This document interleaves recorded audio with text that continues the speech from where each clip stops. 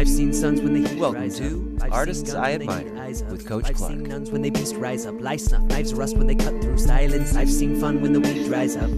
So yeah, welcome back. Who knows what episode this will be, but we'll figure it out. Today I have a person. Can this person introduce themselves, please? Who are you? What do you do? Where are you from? What are you about? So many questions right off the bat. I love Answer them it. all. I've seen sons when they heat Welcome rise to up. I've Artists seen I guns when they heat Admire eyes up. with Coach I've Clark. seen nuns when they beast rise up. Lice snuff, knives rust when they cut through silence. I've seen fun when the weed dries up. My name is Benjamin Reed. I am an actor turned entrepreneur. Grew up in Pittsburgh, Pennsylvania. Went to school at University of Houston for graduate school, University of Houston Professional Actor Training Program, studying PATP. primarily Shakespeare. And then was a resident company member at the American Shakespeare Center for many, many, many years, starting in 2014, and was there when the pandemic hit in 2020.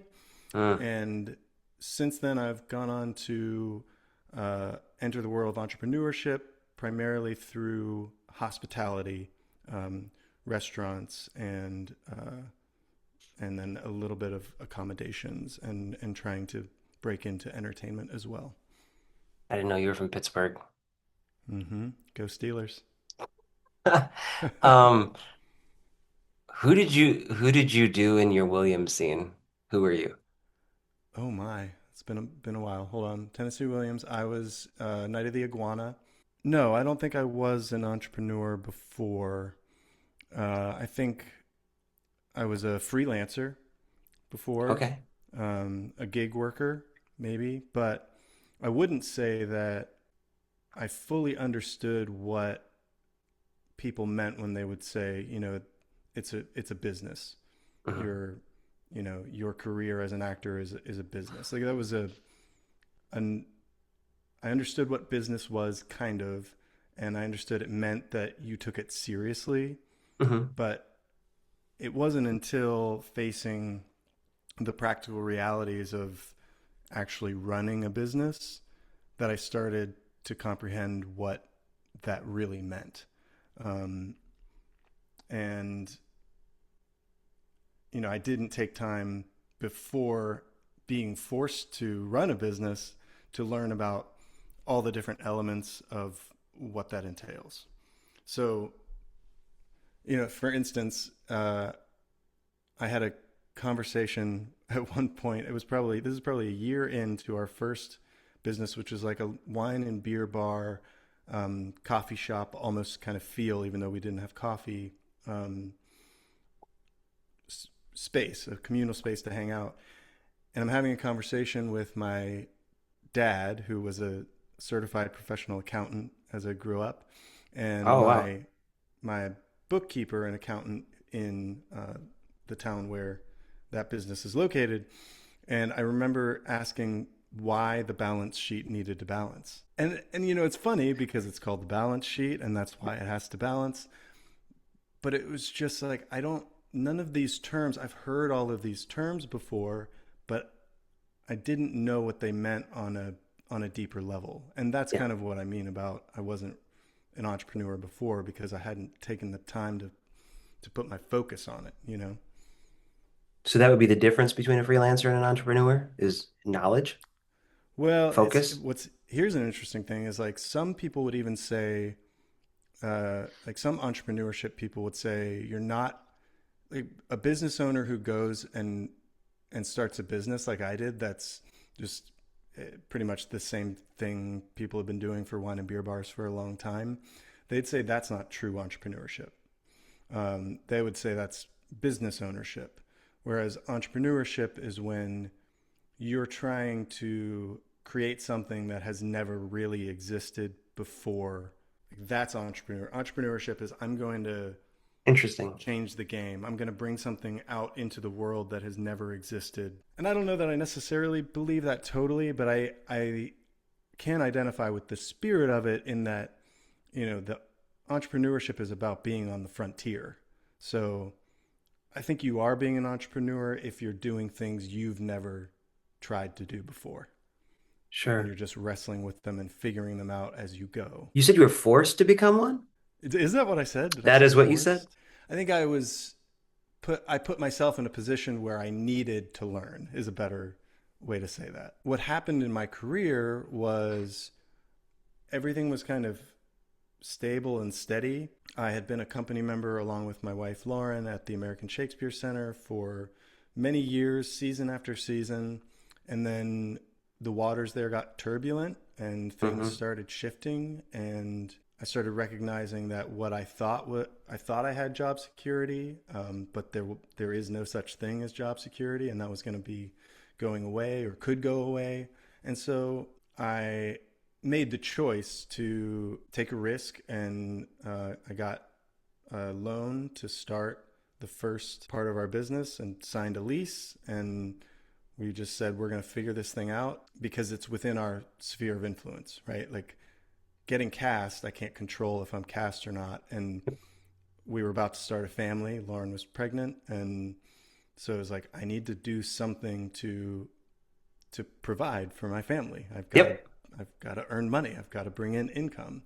And at that point, the only skill that I had built basically my whole life was being an actor and doing plays, and I hadn't really learned about much of anything else. And so then the one source of like where I would sell that skill to, it was no longer as secure as I had once believed it to be. And that was around. We opened the green room in October of 2019. The timeline was basically there had been leadership change at the American Shakespeare Center. We were going into the summer-fall season, which at the time was kind of one of the bigger, longer contracts. I had been there consistently for something like 8 seasons in a row. I was at this point in my career where I had built up enough. Back then there was the equity membership candidacy program. So I was EMC, and I had been steadily building up weeks, which was fine, except that I was able to keep taking contracts, but not joining equity at the ASC. But the second that I left to go take another contract, I had to take a union contract. Yeah. So what I told the American Shakespeare Center was like, if you don't have a spot for me this season, I understand, but I can't ever come back here as a non-equity actor. And the artistic director at that time said, I think it's good because I think you should be equity, and told me to go. I got a contract at the Arkansas Shakespeare Festival to play Mr. Mac with Emily. That's where I met Emily. Fablehound was good, girl. It was my pleasure to get to work alongside her, and we both went to UHPATP, so we shared a very similar vernacular. But so anyway, long story short is I joined equity, which was great. I'm glad that happened. And then I was able to have been grandfathered in to the following Actors Renaissance season because we signed that contract before I signed my equity contract. So then I was able to do one more season as a non-ec, and that was the pandemic Actors Renaissance season. So you got a loan, signed a lease, and then the pandemic hit. Yeah, and the line from the landlord was not like, don't worry about it. The line from the landlord was like, you still have to pay rent. And so now I had this obligation. I had rent and I had fixed costs. And, at the end of the day, this was the best business school I could have attended because things didn't go to plan immediately. And it required me to pivot and think, what can I do? What is possible as opposed to, I guess I'm just screwed, And so we had just opened Green Room. I was in the Actors Renaissance season, so I was doing both. I was like managing both at that time. We couldn't have people in the restaurant anymore. We had marketed it as a community space for a gathering place, an eatery, I think is what we said. Yep. And we could no longer gather. So we heard that restaurants were allowed to apply for delivery permits through the Alcohol Beverage Control, the ABC. And so we did very quickly, and then we would just every week we would put out a menu of 4 packs of craft beer, natural wine, and then prepackaged snacks. And we would kind of collect a bunch of product, and then we would put out a menu and we would take orders, and then I would package it all up and I'd put it in my little Honda Fit and I would drive around with my mask and gloves and I'd drop it by your front door. The other thing we did was we started developing these like date night in a bag kits. And so it would be, like a bottle of wine, a wine and cheese board that you could put together yourself, and an activity. So we would do like paint by numbers, or when we did like a board game that Lauren and I really liked that we ordered 20 of and then delivered them like with these other things, because people were just craving anything to break up the monotony. But that was one of, the very first lessons of when you own a restaurant, when you own a business, there is you can't pass the buck to anybody. You just, I don't know, I got to figure it out. It's not a good situation. It's not going to be fun and it's going to be hard, but that's where creativity can thrive, is like under those constraints. But now you have multiple stores. Yeah. So COVID felt like forever, but looking back on it, it's like, oh, it wasn't actually that long. It did kind of drag out because we were only on lockdown for a short period of time. Shortish. Yes. I mean, it was a couple of months. And then we were allowed to go out, but there were all these crazy restrictions and everybody had so many feelings and opinions about it because everybody's situation was unique, and people are not, I think, inclined to be empathetic thinkers naturally. We tend to be very trapped in our own ego point of view. My way of seeing things is the only way of seeing things. I think we forget that other people are valid in their reasons for wanting to exist in the world in the way that they need to. And so that time period was very stressful because we were navigating all of that inside of this environment where we were being handed down what to do and how far the tables had to be distanced and when people could wear masks and when they could take them off. And then you would have guests who fell everywhere in between, thinking people weren't doing enough and we were being irresponsible, and people thinking all this stuff was ridiculous and they weren't going to pay attention to it. When did you open the doors? When could you open the doors again? Yeah, it was all in phases. So it was like we could open the doors again. It hit really bad in March, right? Somewhere in March. And even the shutting down kind of took, at first we weren't really sure how that was going to go, but eventually it was just everybody, you have to shut down. And we were shut down for maybe 2 months. So that would have been April and May. I think we started reopening in May of 2020. Okay. And it was, at first I think it was outside only. And the tables had to be spaced apart. Yeah. And our city, with the main strip, they let us, put up some railings, and we were allowed to use the street to set up tables. And so that was great because people did feel more comfortable being in the open air. And then at least we were able to do the thing that we set the restaurant up to do, which was to serve people and take care of people. Yeah. And then it was like, okay, you can be inside, but the tables have to be spaced this far apart, and they have to wear their masks if they're not seated at the table, and everybody has to be closed by 8:30 or 9 or something like that.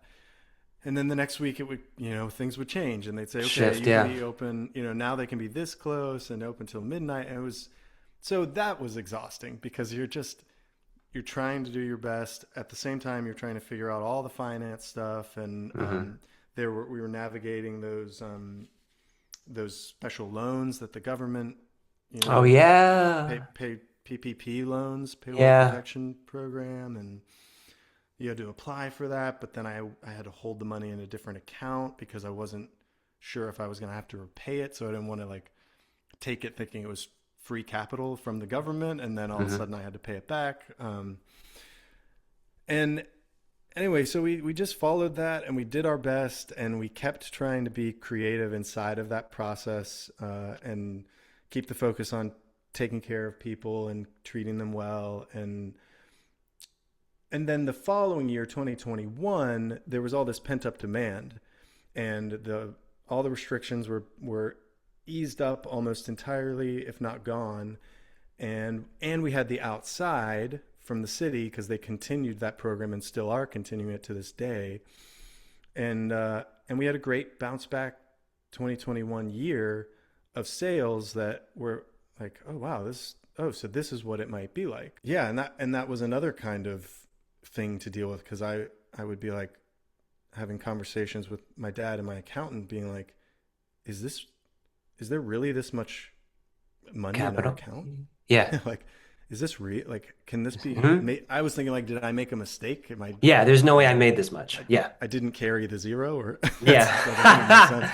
Yeah. Here was a kind of a pivotal point was when we had that extra capital in the bank. I had just become so cautious that I didn't take it home. I certainly didn't take it home and spend it. I was like, I'm gonna leave it there, and I'm gonna see what happens next month.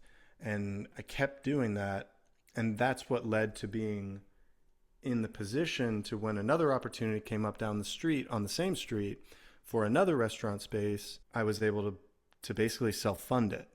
So Wow. I used the capital that we had earned in 2021 from Green Room, and I went to the bank this time instead of my family and said, "Will you give us a line of credit?" And so put those two sources of capital together, opened up a new concept, which was a burger restaurant. Never done that before because the first place was we just have like a little. We do all of our food out of 2 toaster ovens, air fryers, and a sandwich cooler. Like there's no hood ventilation. This is not professional cooking equipment. It was just an actor trying to make decent food for people. And then we went to fryers and heavy 1-inch thick griddles, and that was a learning curve as well. But we were able to open that up for a relatively small investment, and it was the right concept in the right location.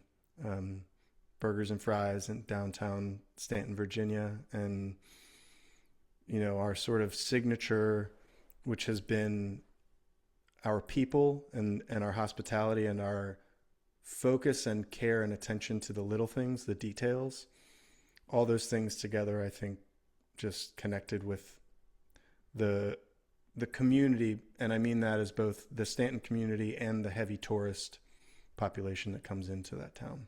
And you opened that in 2022, 23? 2022. Yeah, 2022. Wow. So that's it right. was a quick turn. Yeah, it was kind of a quick turn. And going from one location to 2 locations was not as easy as I thought it was going to be.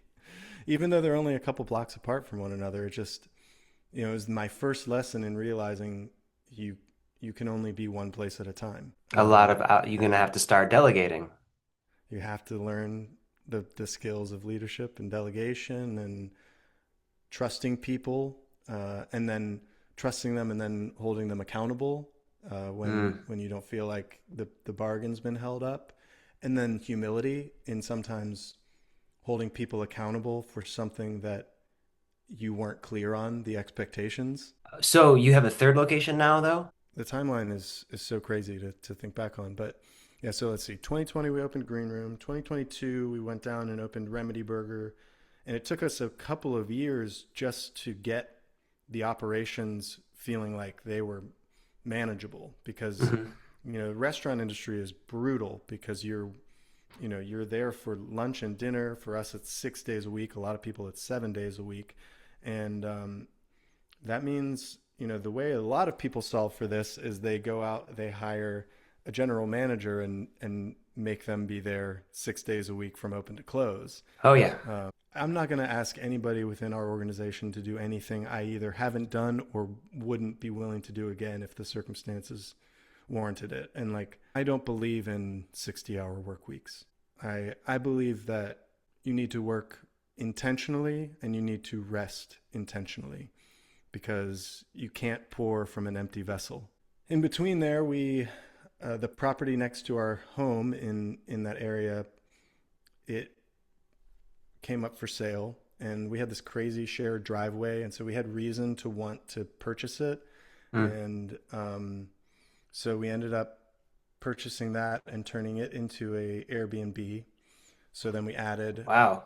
yeah, now we have two restaurants and an Airbnb. In the meanwhile, my wife starts doing social media work. All this while, actually, she started in the green room as a server, as I was, the owner operator. She was the owner operator of the green room, and she handled our social media because she was always a photographer as well as an actor.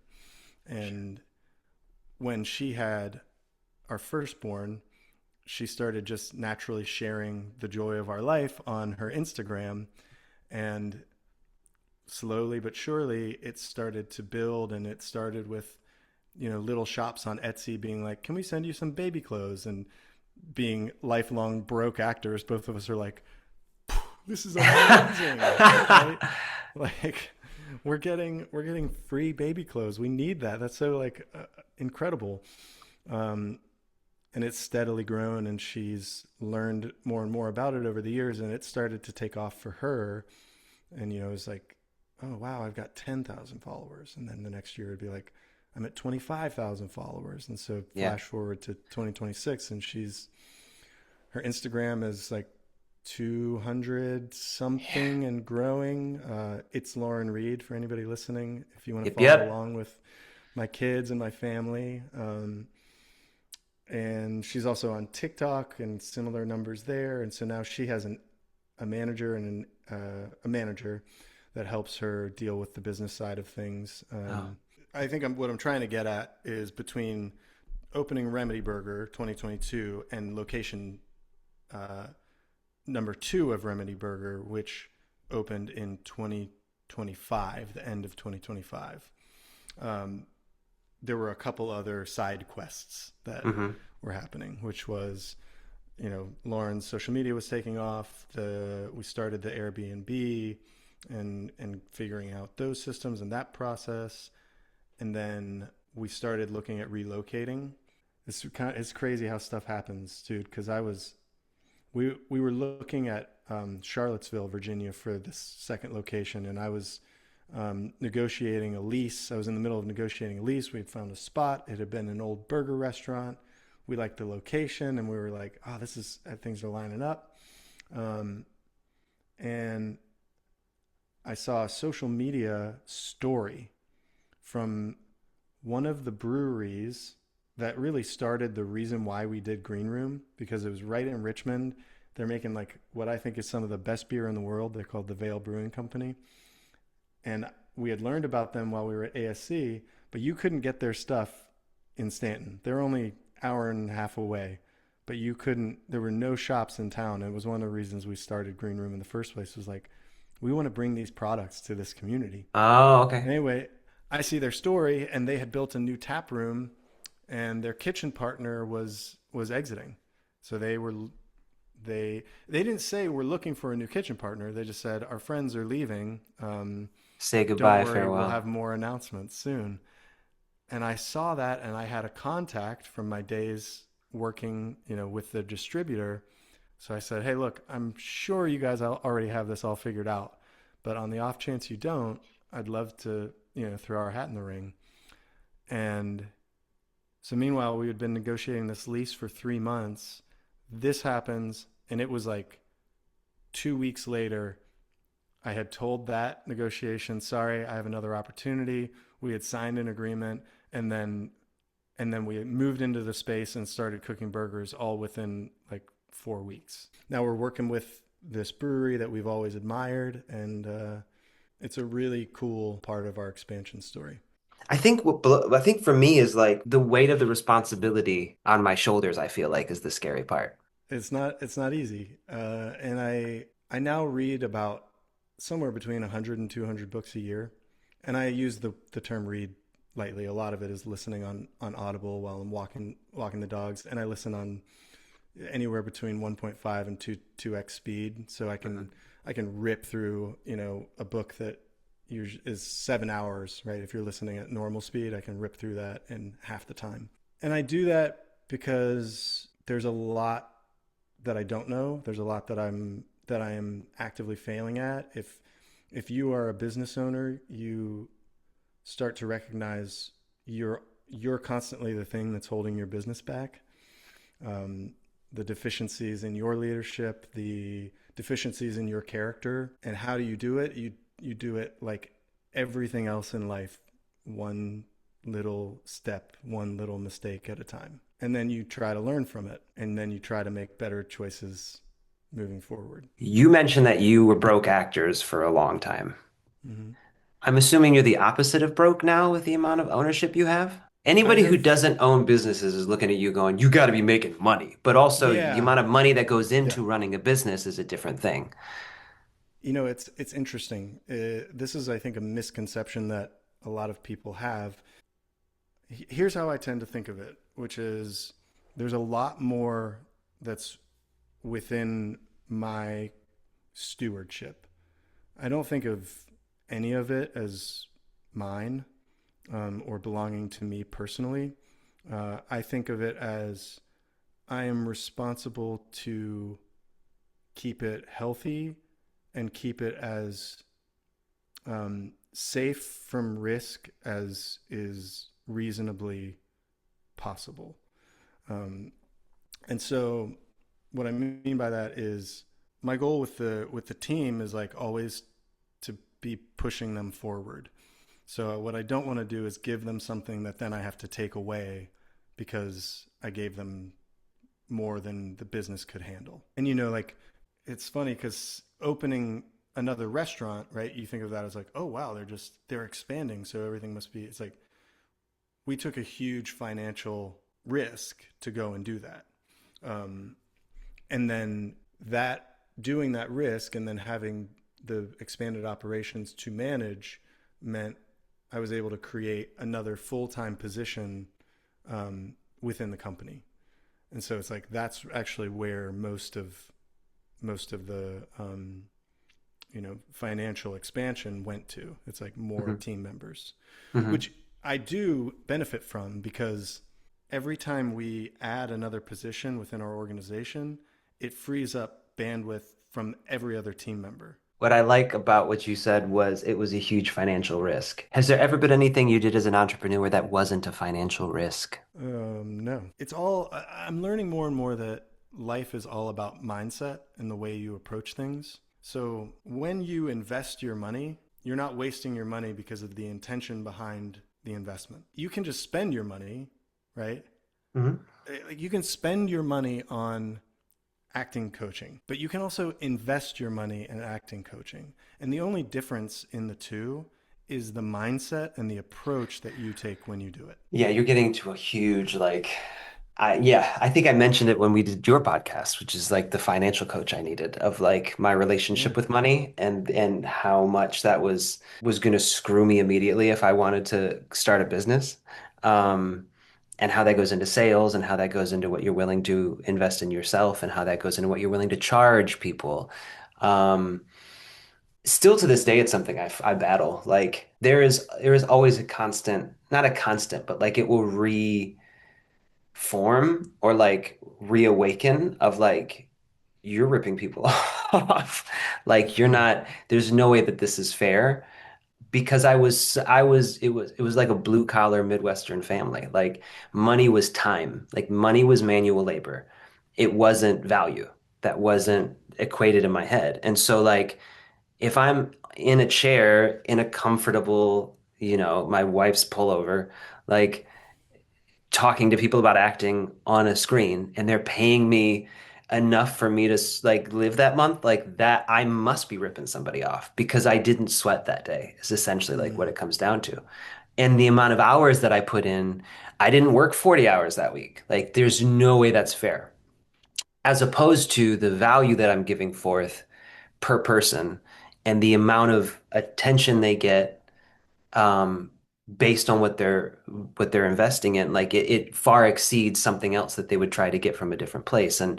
And so having to like reorient that in my head or like retrain myself to see it that way has been extremely difficult and is still kind of difficult, regardless of the evidence, because it's not about the evidence. It's about fundamental beliefs that were instilled in you from the very beginning, which goes back to like, emotional and maturity and religion and faith and all that kind of stuff that you think that is a choice that is really not. That was kind of Yeah.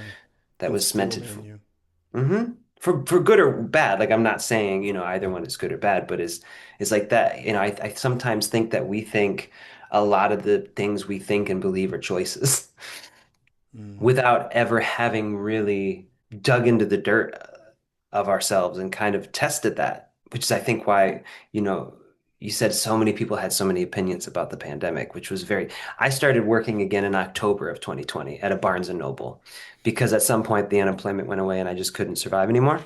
Mm. Um, and that Barnes and so many people were so angry on both sides of the fence. But I remember one time there was this group of 4 or 5 people at the door refusing to wear masks, and they were quoting like the First Amendment. Like they had a piece of they came to the store to do this. Mm-hmm. They didn't come to shop. They came to make a point.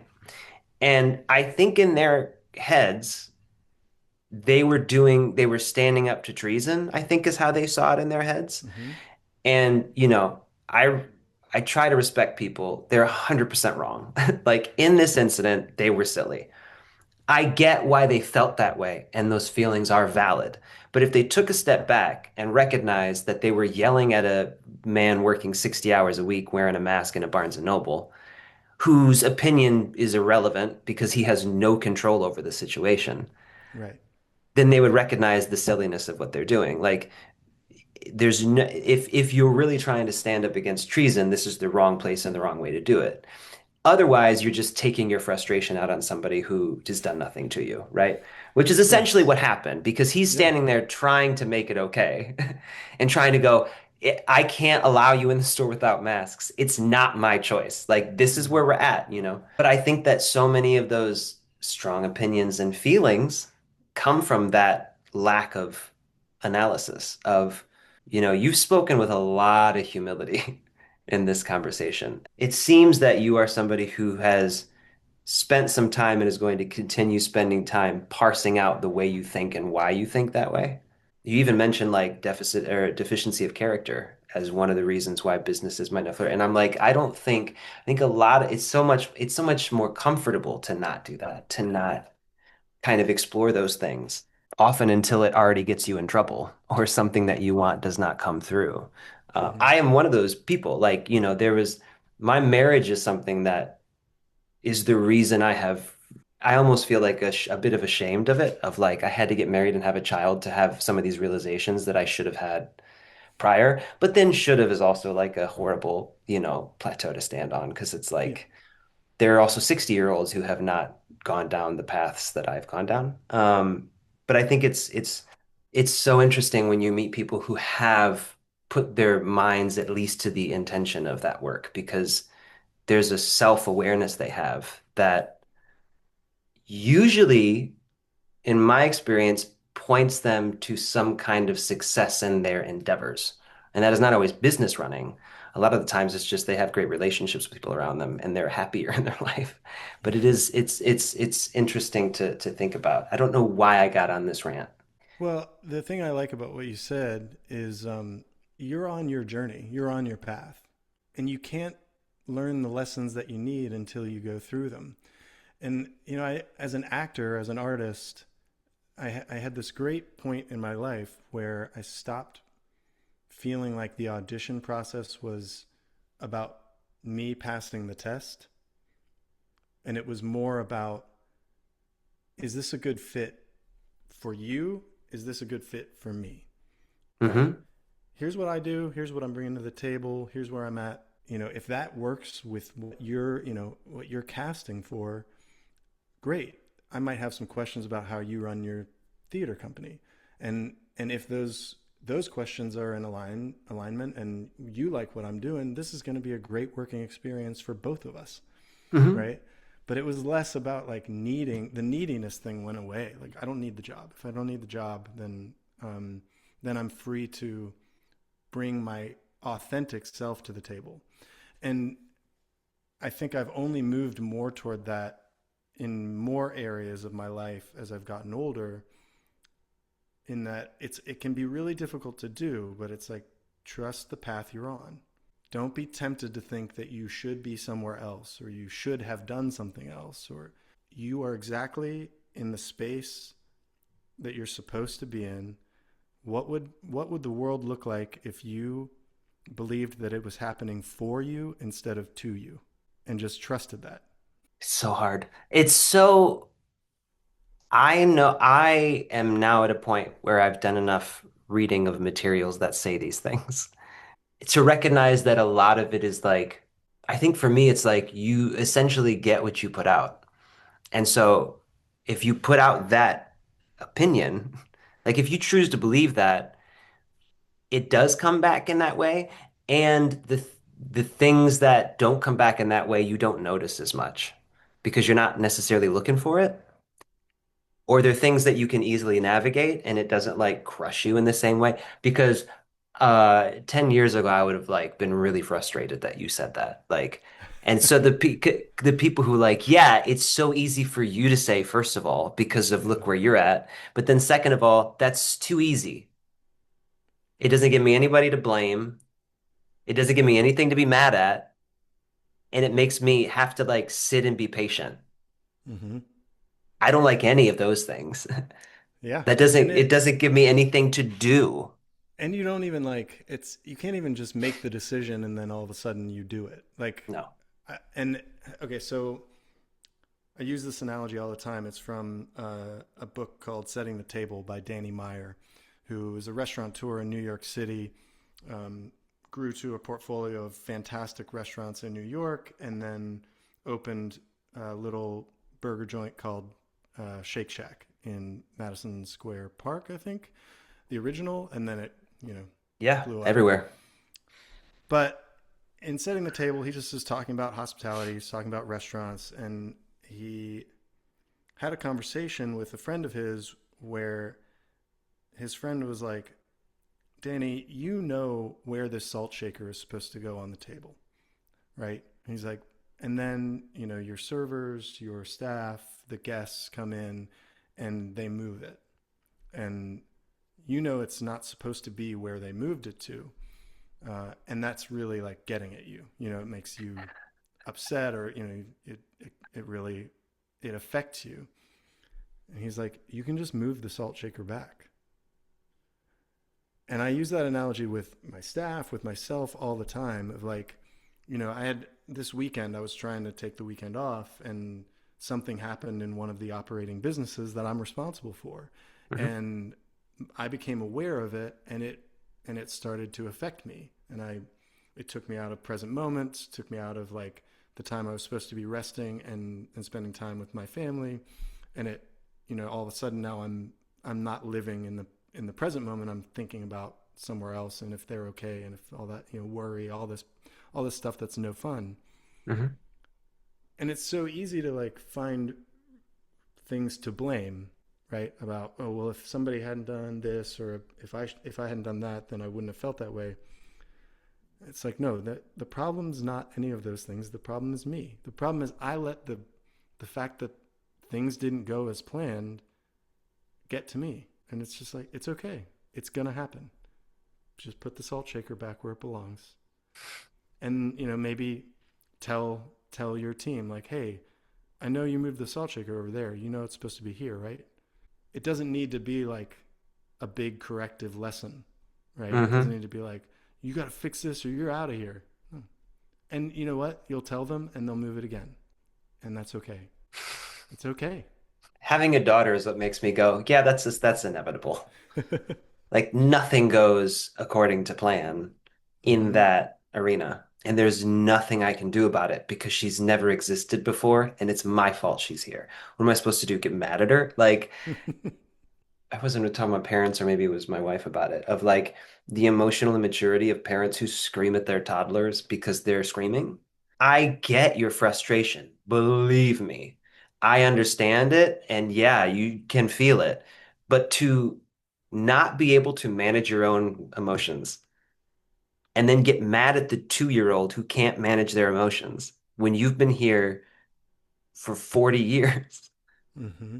You've had 40 years practice. They don't know they're even feeling things, and you have the audacity to get mad at them. Like it's wild. It's wild that not that those things happen because everybody mistakes happen, of course, but to think you're justified in that, like that's the way you should raise a child, blows my mind sometimes. Yeah. Especially now that I'm here. She's really doing her best with the information she has. She has no idea that she's not supposed to do this or that this causality is a thing or there's no long-term memory in her yet. Like all she's doing is responding to stimuli. That observation is so important, and it because I had that same realization with kids, and you see that person, and like you said, maybe they had a really hard day, maybe this has Yeah, been it nonstop, and can like happen, and maybe it they'll can feel bad happen. about it later.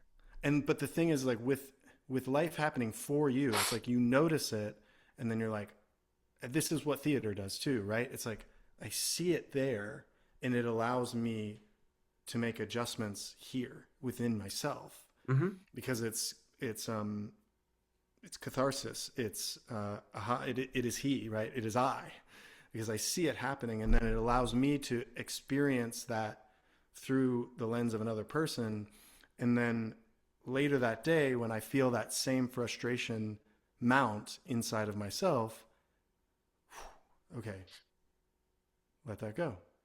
And I learned that, right? Because I saw it in this other human being. And then take that and spin that out, Caleb, to like it's not just kids. It's everyone in existence. It's like you think you know what's going on in other people's lives. You don't, No, you don't. right? We just fall into that trap all the time. We're like, we assume that our perspective is a universal perspective. We think people know what we're thinking. We think we're right about what we're thinking. We Mhm. might be right about what we're thinking, but we're not right about what they're thinking. Yeah. It's like we're all trying to make sense of a world where lots of different unknowns are just underneath the surface. And so another thing I tell my team a lot and that I try to practice all the time is I call it API, assume positive intent. Because it's like, you don't know. That person that cut you off, like maybe they didn't mean to cut you off. And going back to the whole mindset thing, it's like your day doesn't get better by making them the asshole. Hmm. Your day gets better by being like, maybe they really had somewhere to be. Maybe they were getting, crazy news about something on their phone, Yeah. and I don't have to label that person as a jerk. Maybe they're just a human. Living in Atlanta, that's a tough one. That's a tough, I'll be honest. Like, but the days that I succeed it goes away so quickly. Like you see not how insignificant it is Mhm. in the scope of like your day, especially in the scope of your life. Like even looking back and going, all the things that I've been furious about things that I don't remember. Yeah. So if they What weren't good did important that enough do you? exactly, it probably aged my cells and that was Mm. about it. Like it added cortisol to my body and it did nothing else and probably had negative effects on people around me because I was then in a state, right? Um, but it's wild to think about that of like this is going to be something I don't remember. Why am I allowing myself to expend energy on it? And the cool thing that you said about like it's not just kids is like I want to say like it is just kids because there's no such thing as an adult. Oh yeah. You're just a kid Yeah, who's 40 years old. Like that's true. the idea that we change, like my parents still like I feel 18 and I'm looking at this body outside of me that's, much older. And as I get older, I'm like, "Oh yeah, that's why I can look at the college kids I teach and go, we're not that different." And they're like, Yeah. "You're old as shit. We're way different. You don't even have any idea." And I have to look at them and go, "Oh, I think, yeah, I guess you're right, because it has been 20 years since I've been in your shoes." And that's a Yeah. there's more gap between me and you than between you and birth. And I don't feel that way because I'm still the same brain looking out the same eyes. So in essence, like everybody is still just a kid, but with more experiences. But it Right. doesn't like you don't like shift into adulthood. You're never like, okay, now I'm grown up. You just end up having a kid and start to go, I'm a grown up and you're a kid. Right. And that's the path they're on. Like Yeah. they're on whatever they're at a different part of their journey, right? And like you mentioned, there are some 20-year-olds that are, have already done and accomplished more in business than I've been able to do at 40. Yeah. And there are 60-year-olds who have not done anything in business because it's not what they're interested in or what they want or what it's Hmm. just not for them. And like trusting the path you're on even goes into when I absent-mindedly miss the exit on the freeway, you know 10 years ago that would have frustrated me. Hmm. And now I'm practicing, like, I guess I wasn't supposed to take that. I guess I needed to miss that. And I don't know I will never know what the ramifications might have been if I had not. But I'm just going to trust that that is what needed to happen. Um, Okay. Sorry, I have to. Okay, you said practicing. I think that's so wise because I think we think like I'm this thing. It's like, no, you are what you practice. mm, Like you're not ever a thing. You don't change. Like you said, it's like not a decision I can make. It's a skill that I practice in all areas of your life. You're a great you're a great husband because you practice the things that your spouse needs, or you're a great father because you practice being a good communicator and a emotionally mature, respond and not responsive, and all the things that go into it. Like it's practice, practice, practice. But then the other thing I love is that like you don't know what would have happened if. And talking about acting, there's so many situations where I've auditioned for something and thought I was going to get it or wanted it and then didn't get yeah. it. And it's like, okay, that bugs me. And then when the gig comes, something else happens in my life that would have stopped me from. So, for example, the Alliance Theater was doing The Tale of Two Cities, which is a Dickens adaptation. They were building the show. I love Dickens, and I had just built A Christmas Carol with them with the same director. And so I was like, "Oh, this is you need me for this. Like I'm Hmm. somebody you need." And I didn't even get a call back, and I was like, "What? Like the director knows me. What's happening right now?" And then but Ren was pregnant at the time, and she was due in like February, and the show was opening in January, I think. And I was like, "Well, I'll be able to make it work. I'll take a week off if I have to." Emma came a month early. Mm, So it would have completely ruined the entire run. And like hmm. I couldn't have known that at the time, but if I choose to look at it this way, the universe was like, you can't do both. You're going to need to be, especially for the first 3 months, 6 months of this child's life, you can't go anywhere, dude. You need to be home. And there have been so many situations where I have lost, and I say lost a gig, but it was never mine. Like I have not gotten a role or, gotten into a show. And then I'll find out about later, like there was a reason something happened in that rehearsal process that I would not have handled well, Yeah. or there were people in that room that I didn't need to be around, or I went and saw a show recently. I won't say what the show was. We saw it and went, it was just not well done. Some of the performers are pretty good. There's some talent on stage. They're doing their best, but it was not put together well. And if I had been in that rehearsal process, I would have been frustrated every day with the lack of ability. And not even ability as far as talent, but like the lack of foresight of what the product needs to be. Yeah. And it's not a position I want to be in for the amount of money that would have been offering. But at the time, all I can see is the gig that I didn't get, as opposed Right. to going with the flow of like, no, there's a reason that I'm not on this path because I shouldn't be on that one. I need to be over here. I don't need to know the reason right now, but I need to trust that there is a reason. And that gives me so much peace when I'm able to practice that well, Hmm. on top of just like, usually it's correct, but even ignoring correct and incorrect, like it just makes life better. Well, and because for any of the skeptics out there who, are like, oh, well, things don't happen for a reason. And, that those things there's a concept called the narrative uh, fallacy, where we ascribe meaning to events that are not connected Hmm. to one another.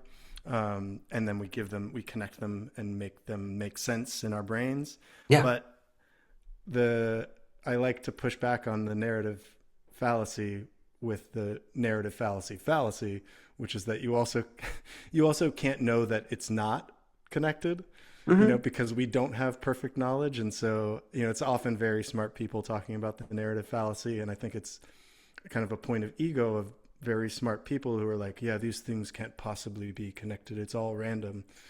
It's like, well, you you literally can't know that for certain. Here's the thing I'm trying to connect is like whether or Yeah. not you not taking that role, had something to do with the fact that you needed to be home for your kid and for your wife and that in that important time is less important than that you were present in all of those and that your attitude toward it was that wasn't for me. Hmm. This was for me.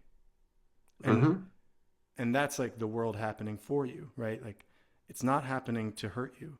And just trust where you are, and that can be hard, right? In hard moments in our lives, Yes. um, and it can be hard in good moments of our lives too, because like I I often worry about what if things change? What if the businesses start failing? What if, Hmm. what if COVID happens again, but worse? What if AI starts taking over? And there's all these what ifs. And he actually, before I connect that, because it's a deeper thing, right? I had my dream job. I was a full time actor with a resident company putting on 5 to 7 plays a year. I wasn't making even, I wouldn't call it good money, but I was Hmm. housed, I was paid decently, and um,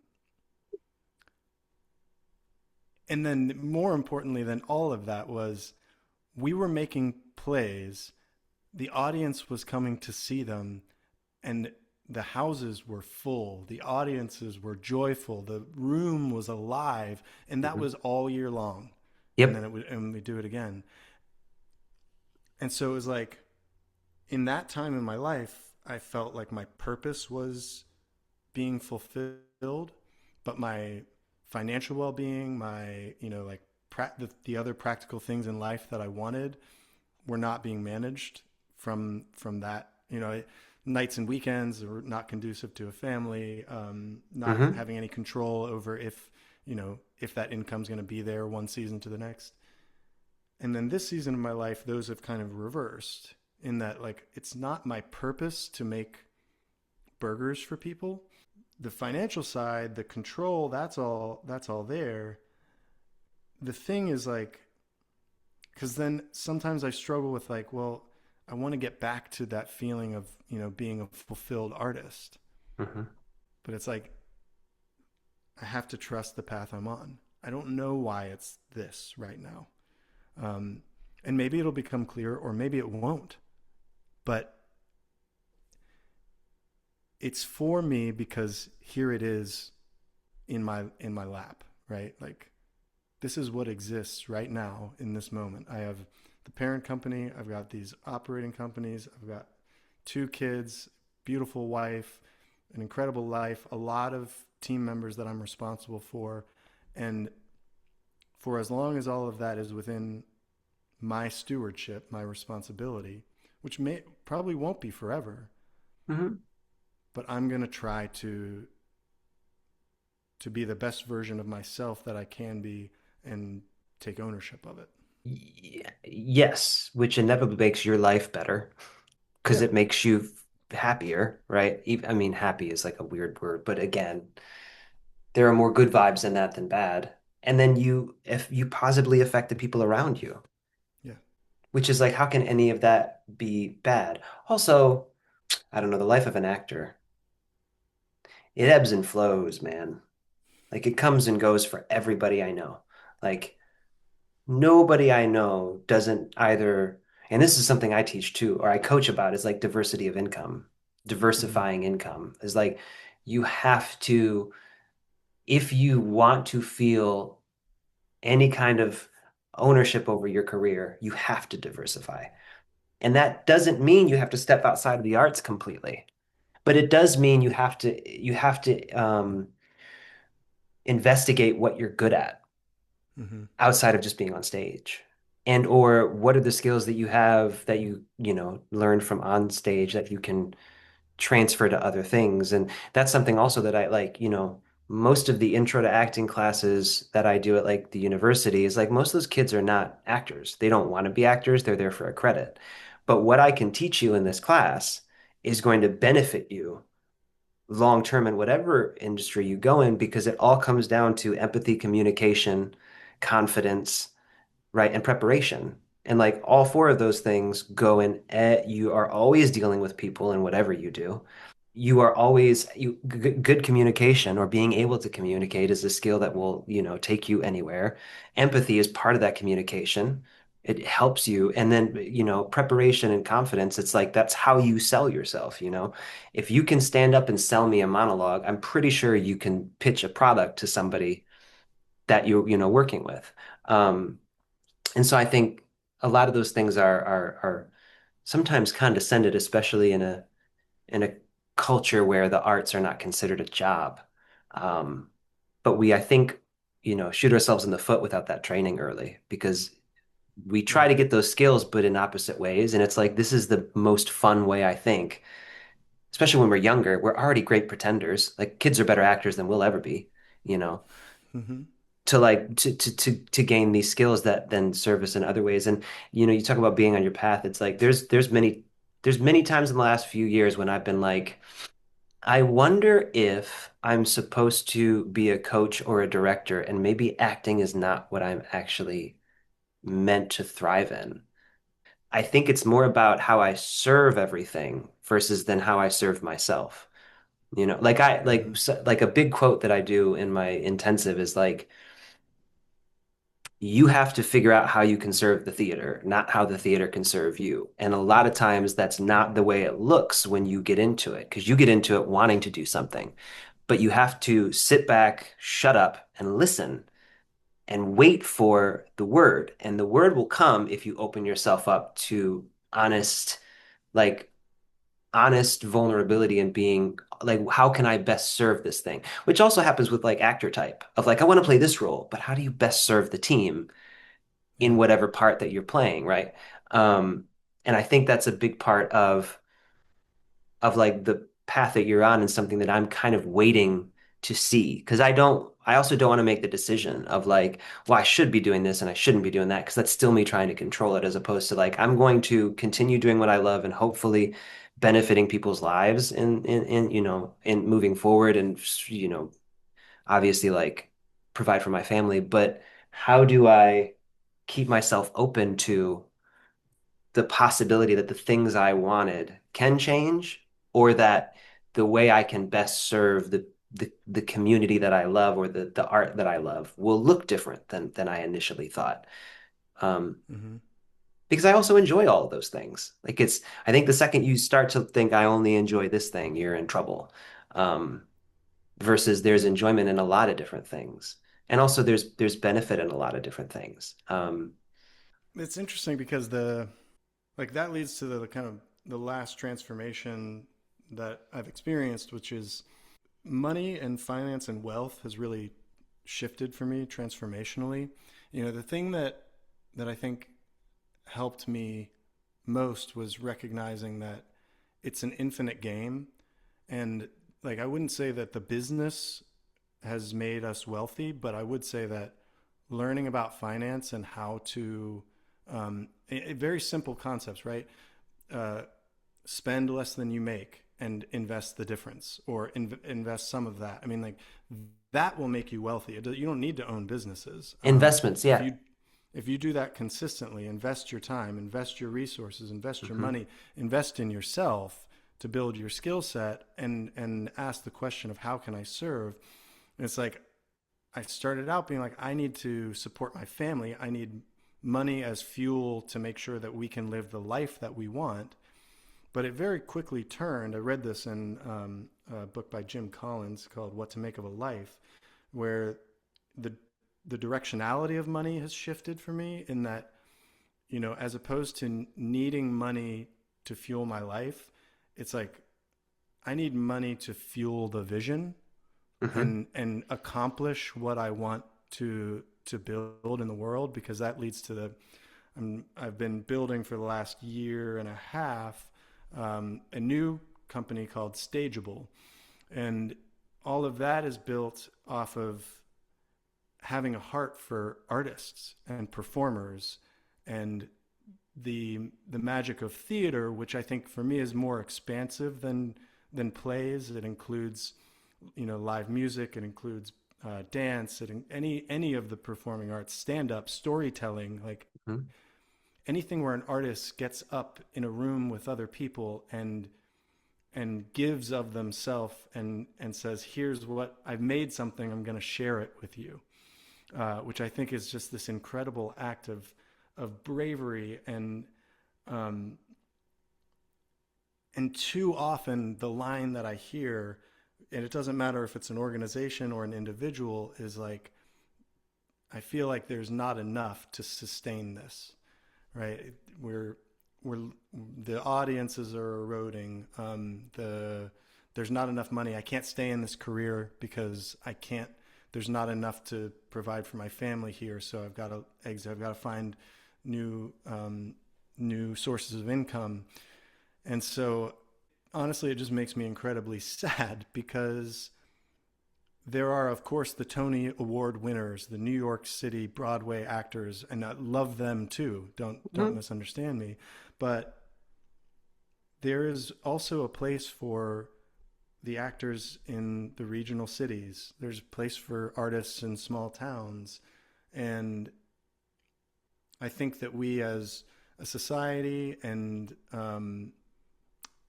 as communities, individual communities, we should find ways to support and make sustainable the creation of those elements and the support of expression of individual independent artists, um, to make sure that they don't have to quit. We're not a I don't feel like we're a very journey for the journey's sake of Mm-hmm. people, you know what I mean? I feel like I've very much been raised in a place that's like it's about the destination, which is I think the opposite of the thing that you're talking about. Mm-hmm. Um, but the funny th I will say the one thing about I'm going to wrap this up, but the one thing I want to say about Yeah. that is like the funny part about that is that I've heard that since I first started this, which was what, 2008, something like that. Which is, not very long, but everybody who's ever I've ever learned from it, it's like there's always every 10 years they're like the theater's dying. There's not money for it. The audiences aren't coming, the stories aren't relevant.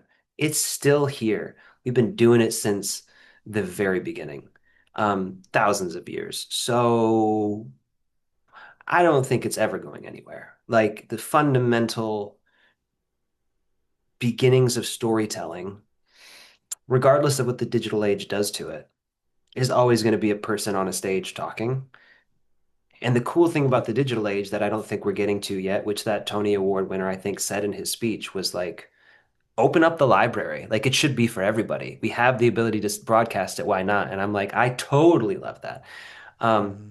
because part of the reason I think that there's still disparity or a disconnect is that I think theater is still seen as a high class rich person's thing, which there's a reason because when tickets are $120, it's a rich person's thing. When tickets are $60, it's a rich person's thing, you know? Um, but I also know that you have to survive. It can't ever go away because eventually something's going to give. And then we only have somebody on stage talking when we don't have access to the other things. You know what I mean? I don't think I can even describe to you what Stageable is or what it will become, So I was going to but ask about. it is rooted in, let's pull the focus back to creating value for the audience. Hmm. And let's start there, right? And like, how do we connect with our audience? How do we make the connection more meaningful, more impactful, more recurring? How do we bring more value into the audience's life? Because it feels like we, you buy a ticket, you see a show, exchange over. It's Hmm. like, how do we engage on a deeper level? How do we create more value in in between the performances and connect the audiences in. When we have all of these new tools, it's like we can do so many things. We can do Zooms, we can do live streams, we can do message boards, and we can meet in person. In we can let the world in on Broadway performances, if we choose to. And I think there's a democratization thing that's really exciting, and I want to serve in the way that I have learned how, which is to see a problem and know that my first go at it is going to be messy and not right, and I'll just keep trying to make little improvements over time. Yeah, I'm unfortunately, I think it's really easy to let the fear of survival and or money drag you away from exactly what you're talking about, especially when you become an entity where the theater turns from a business into a corporation, which is another thing that gets in the way, right? Of how do we serve our sponsors versus how do we serve the audience? Or how do we make sure, it's the same thing that's going on with movies of like, how do we make sure the return on investment comes back Right. rather than how do we make the lives better and the people who are seeing the films? Um, which for me, because it is for me, no, which is a Bo Burnham quote. Shout out to Bo Burnham. Um, he was like, I remember once he was like, hip hop for me because it is for me. Um, the things that I remember still are the things that affected me in a way that was foundational. Like the shows that I saw that it wasn't about the spectacle. It wasn't about, not that those shows don't have value, but like the things that stick with me forever are the ones that either like said something about my life or made me feel seen or like made me think in a certain way about something that was fundamental to my existence. Um, or the performance in the show was put together in such a way that there was no ego to it. Mm-hmm. And I think that's why, shout out to Leslie Manville, who deserved that Tony, by the way. I saw Oedipus on Broadway right before it closed. I got to fly out there. And it was an incredible show. And I think I talked to a friend about it. And the reason I think it was so incredible, that we think it was so incredible, is because it was completely absent of ego. The Mm. performers on stage were there to tell the story, not to perform well, not to show off their skill, not to eat, and not to, be better than anything else. It Mm-hmm. was simple. It was just what it needed to be. It was truthful, and it was out of its own way. And that allowed the story to come to me and the audience, because that whole audience walked away not only weeping, but talking about that show. And it's Right. Oedipus. We all know how it ends. So how are we still surprised and taken off guard by this story, this adaptation? It was because of the way that it was made, and I think that that also is about serving the audience. Is like it's so easy as a performer because it's such a feast or famine life to want to be great, to keep getting the gigs, to prove yourself, to be good enough to get the award so that you come back to get the job, and it's constantly like I need a job, so I need to prove, as opposed to like some of the best actors I know are the ones who never care about proving their worth in Yeah. the situation. Yeah, I can't talk about Oedipus enough. And the only show I've ever seen on Broadway before was Hamilton, and that was because I had a friend who is like best friends with Anthony Ramos, and she was able to like get us in, and it was during grad school, and but I'd never gone to New York before, and Oedipus was something I needed to see, and I'm so glad Yeah. that I did. Like this, and it was also the adaptation. The performers were amazing. Leslie Manville was so real, so not even real, so truthful, so simple.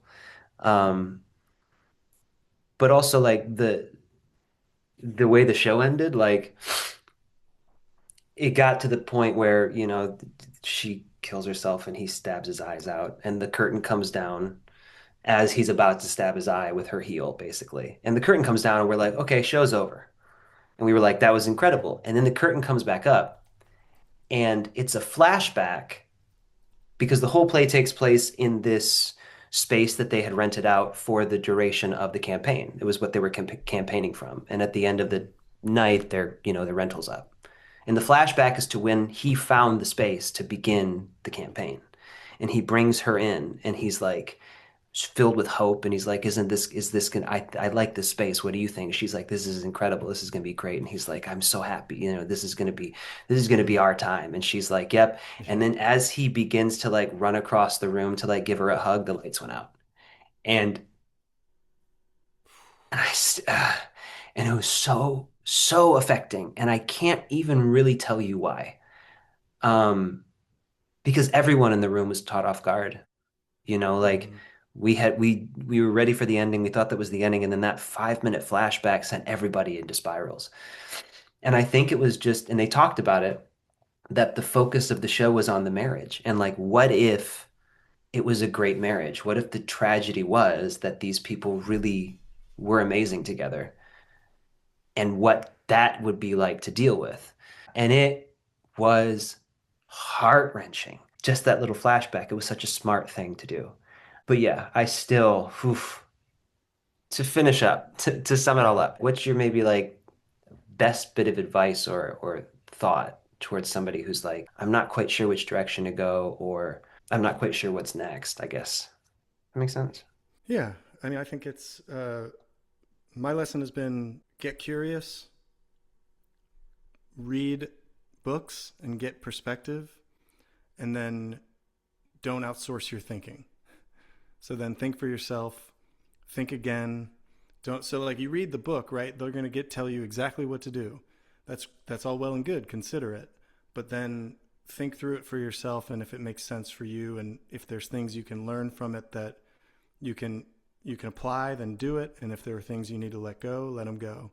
And then everything in life I think is built off of many, many small choices. And then you're going to get feedback. You will either like the feedback or you will dislike the feedback. And both are good because when you like it, it's like, oh yeah, let's take another little baby step in that direction and see what comes back. But I think the thing I see most people doing is planting apple seeds and getting frustrated when oranges grow. It's like don't fight a system that, don't bang your head against the wall. That this is what happens when X.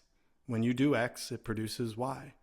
Hmm. So if you don't like what's coming back at you, you got to make a shift and a change. You got to make a small adjustment. And it's just this daily practice of like trying new things, seeing what works for you, and then remembering that as you grow, you become a new person. And so you have to go back and rethink what had worked for you 5 years ago won't work for you this year. Yeah. And that's fine because you're a new person. No man steps in the same river twice, for it is not the same river and he is not the same man. What's it called? Chop wood, carry water? Is that what it is? I don't know. It made me think though of like it's I think a Buddhist or a Zen idea of like that which is brittle and breakable and hard in life is dead, and that which is supple bends and is alive. You know, Mm. a tree. Whenever the wind blows, it bends, but it comes right Yep. back. And it's the dead pieces of wood that snap and break. And so that which is pliable and open and bendable is alive, and that which is fixed is broken and dead inside. Oof. All right. Well, I appreciate you for your Hey, time. I Yeah, appreciate you. Thanks for having me. of course. Yeah, it was really great to talk to you. I'm gonna hop off and get into this other meeting of Yeah, School of the Arts that I got. But love best to you and your empire. I hope you take over the world. it. Best to Um, you and yours, my friend. Keep building. yeah, and your family. I hope they're. How old are your daughters now? 7 and 5. My Yeah. goodness. And I know it's so trite. Everybody's going to tell you, but it's going to happen in no time, man. Flies by. Yeah. It really does. Yeah. And soak, it's like accept that, but also soak up every single second of, you said 2, right? Yeah. 2. Yeah. 26 months. It's, don't rush through it because it is So prime not, time. man. It's amazing. All right. Well, best to you, and I'm sure I will talk to you soon. Cheers. I've seen suns when the heat dries up.